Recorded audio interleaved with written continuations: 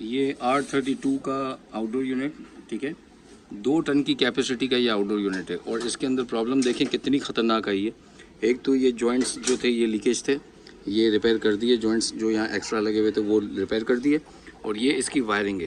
اب وائرنگ کے پاس کیا ہے، میرا ویڈیو بنانے کا مقصد یہی ہے کہ آپ کو یہ دکھاؤں کہ اب اگر اس کو ہٹاتا ہوں میں، آپ یہ دیکھیں،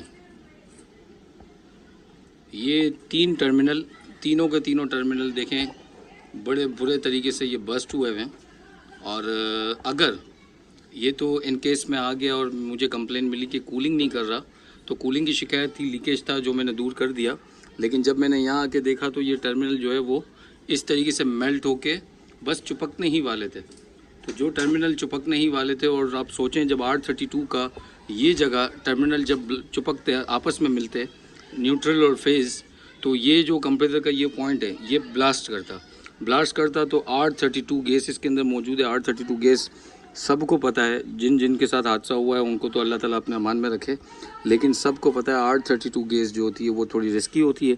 اگر یہاں سے آگ کا شعلہ بنتا یا چنگاری ہوتی، کچھ بھی ہوتی، تو یہ بلاسٹ ہونے کا خطرہ بڑھ جاتا۔ اور یہاں پر کیا نہیں پڑا، دیکھیں ایک اے سی یہ رہا، ایک جنریٹر ہے رہا، اور بہت ساری کارڈز ہیں اور بہت کچھ ہے۔ تو اگر یہ وائرنگ کو میں چینج نہ کروں تو یہ لازمی بات ہے، جانی نقصان بھی ہو سکتا ہے، ٹھیک ہے، مالی نقصان تو ہوگا ہی اور جانی نقصان تو لازمی ہے، ٹھیک ہے۔ تو اس کے لیے میں لے کے آیا ہوں، اب وہ ٹرمینل خراب ہو گئے تو ٹرمینل جو ہے اس کو اوپن کر کے دو، اب یہ ٹرمینل جو ہے خراب ہو گئے تو اب میں اس کو پن ون نہیں لگاؤں گا۔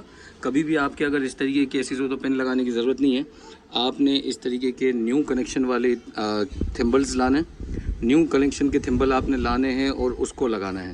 تو نیو تھمبل لگائیں، کبھی بھی اس طریقے کا کیس آپ کے سامنے آئے تو آپ نے اس کے تھمبل چینج نہیں کرنے، آپ نے پوری کی پوری لیڈ ہی چینج کر دینی ہے، ٹھیک ہے۔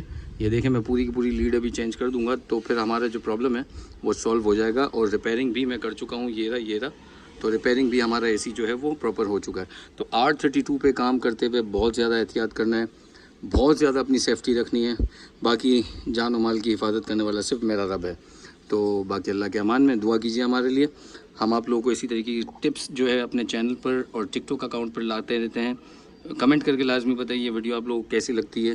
اور یہ آپ کے سامنے 2 ٹن کی کیپیسٹی کا 12-13 ایمپیئر پہ چلنے والا آؤٹ ڈور یونٹ، ٹھیک ہے۔ ہوپ ویڈیو آپ لوگوں کو بہت اچھی لگے گی۔ اب میں یہ ٹرمینل وغیرہ لگا دوں گا اور اس کے بعد اس کو کنیکشن کر کے پھر گیس چارج کر دوں گا۔ Thank you.